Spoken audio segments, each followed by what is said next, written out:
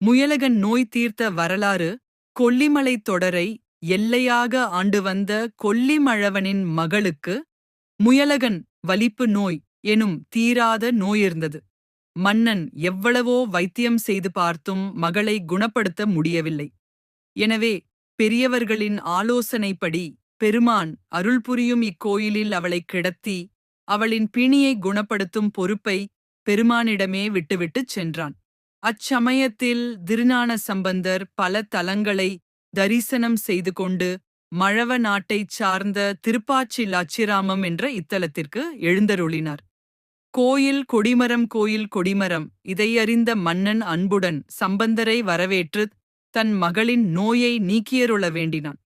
அருள் உள்ளம் கொண்ட சம்பந்தர் சிவனை வேண்டி துணி வளர் திங்கள் துளங்கி விளங்க எனும் பதிகம் பாடி இறைவனை வணங்க நோய் நீங்கி மன்னன் மகள் குணமடைந்தாள் என்பது வரலாற்றுத் தகவல்.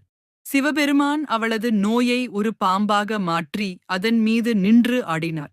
இதன் அடிப்படையில் இங்குள்ள நடராஜர் காலுக்குக் கீழே முயலகன் உருவம் இல்லாமை அறியத்தக்கது. திருவடியின் கீழ் அதற்கு பதிலுள்ள ஒரு சர்ப்பத்தின் மீது நடனமாடுகின்றார்.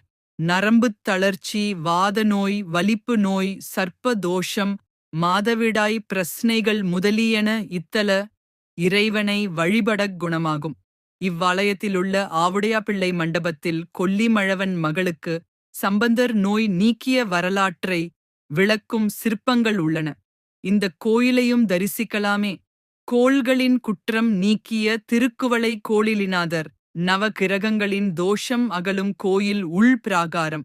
கோயில் உள்பிராகாரம் இறைவன் கருவறை சிவலிங்கப் பெருமானுக்கு சமீவனேசுவரர், பிரமபுரீசுவரர், மாற்றரிவரதீசுவர் ஆகிய திருநாமங்கள் உள்ளன. மாற்றரிவரதீசுவர் என்ற பெயர்தான் உருமாறி மாற்றரைவரதீஸ்வரர் என்ற திருநாமத்துடன் இங்கு விளங்குகிறது. இறைவன் இந்த பெயர் பெறக் காரணமாக உள்ள வரலாறு சுவையானது.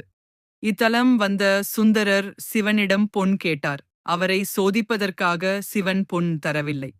கோபம் கொண்ட சுந்தரர் சிவன் இருக்கிறாரா இல்லையா என்ற அர்த்தத்தில் இகழ்ந்து வைத்தனன் தனக்கே தலையும் என் நாவும் என்று தொடங்கும் பதிகம் பாடினார்.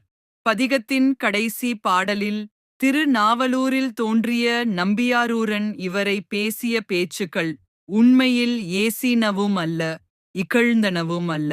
ஆதலின் அவற்றை இவர் பொறுத்து கொள்ளுதல் வேண்டும். அது செய்யாராயினும் அடியேனது பிழைகளை பொறுத்து ஆளும் தலைவர் இவரன்றி வேறொருவர் இல்லை என்று குறிப்பிடுகிறார். நடராஜர் சிறிது நேரம் கழித்து சுந்தரருக்கு காட்சி தந்த சிவன் பொன் முடிப்பு தரவே அந்த பொன் தரமானதுதானா என்ற சந்தேகம் சுந்தரருக்கு வந்தது. அப்போது அங்கு வந்த 2 வணிகர்கள் தங்கத்தை சோதித்து தருவதாக சொல்லி வாங்கிக் கொண்டனர். ஒருவர் பொன்னை உரைத்து சோதித்து பார்த்துவிட்டு பொன் தரமானதுதான் என்றார். உடன் வந்தவரும் அதை ஆமோதித்தார். பின் இருவரும் மறைந்துவிட்டனர்.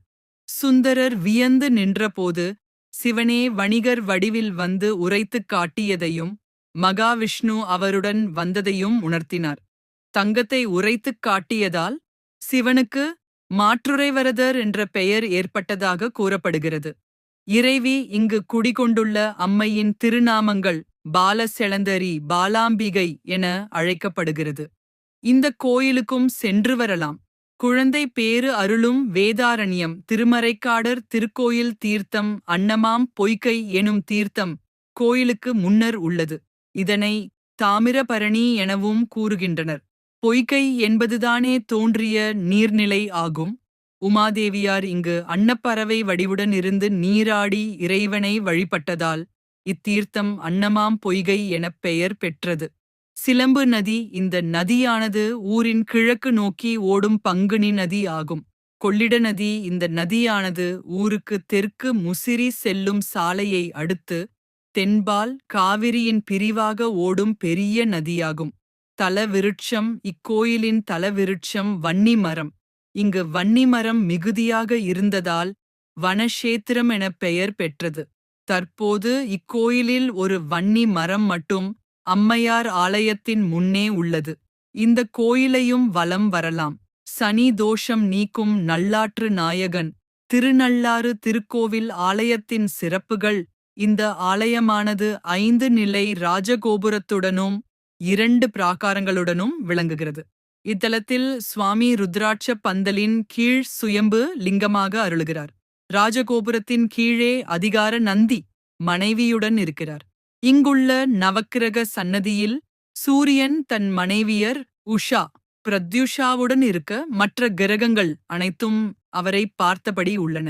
திருவாசியில் வசித்த கமலன் என்னும் வணிகனுக்கு மகளாகப் பிறந்த அம்பிகை சிவனை வேண்டி தவமிருந்து அவரை மணந்தாள்.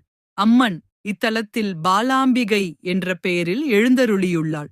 அர்த்தஜாமத்தில் அம்மனுக்கே முதல் பூஜை நடக்கும். அம்பாள் சன்னதி எதிரே செல்வ விநாயகர் இருக்கிறார். அம்பாள் சன்னதி முகப்பில் 2 துவாரபாலகியர் உள்ளனர். கோயில் வெளி பிராகாரம். கோயில் வெளி பிராகாரம் திருமணமாகாத பெண்கள் நல்ல வரன் அமையவும், திருமணத் தடை உள்ளவர்கள் தடை நீங்கவும் இவர்களுக்கு மஞ்சள் கயிறு கட்டி பிரார்த்திக்கின்றனர். குழந்தையில்லாத பெண்களும் இங்கு தொட்டில் கட்டுகின்றனர். துவாரபாலகியர் மூலமாக பக்தர்களின் கோரிக்கைகளை அம்பாள் ஏற்றுக்கொள்வதாக ஐதீகம். குழந்தைகளுக்கு ஏற்படும் பாலாரிஷ்ட தோஷம் நீங்க அம்பிகைக்கு பால் அபிஷேகம் செய்து வழிபடுகின்றனர்.